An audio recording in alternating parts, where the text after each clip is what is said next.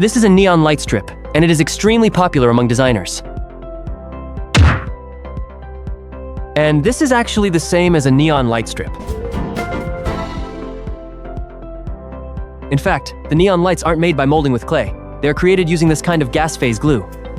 Of course, this kind of gas phase adhesive cannot be directly used to make neon light strips.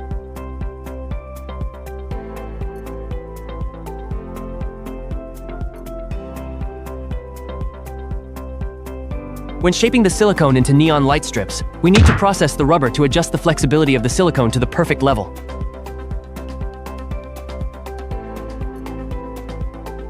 Then we place the previous LED light strip on the machine, and it could transform the light strip into a neon light strip just like a 3D printer does.